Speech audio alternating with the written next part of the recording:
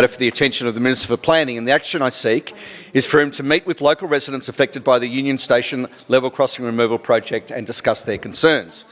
Last month I raised concerns with the Minister for Transport Infrastructure in this place regarding the design and the way in which the project has been managed by the LXRA.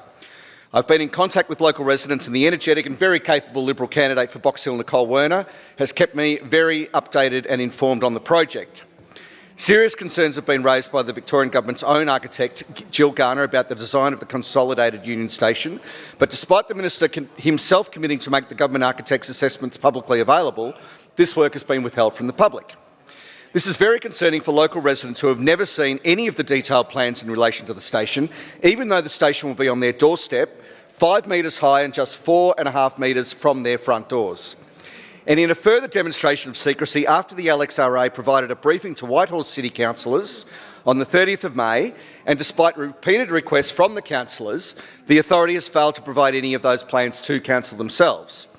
This has caused Whitehall City Council to take the unprecedented step of having to write to the Minister for Transport Infrastructure and the LXRA CEO to get this information. And now, Speaker, the Council has passed an urgent motion to take further action regarding the failure to provide these plans.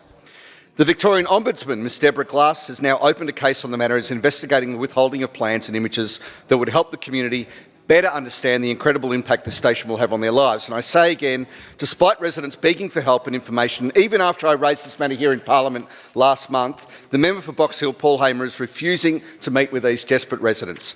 Over 700 people have signed a petition calling for the release of these documents, and you would have thought this would elicit some response from the government, because the absolute minimum that any community should expect from their Member of Parliament is that their MP listens to them, talks to them, is their representative to government. In short, Speaker, the job of an MP is to be in their residents' corner.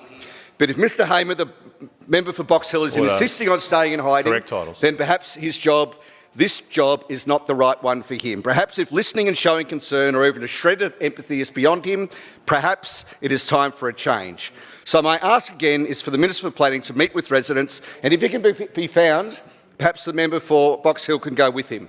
But while the Andrews Labor government remains committed to secrecy and a lack of transparency, a Liberal government come this election will audit this project and bring any dodgy dealings into the spotlight.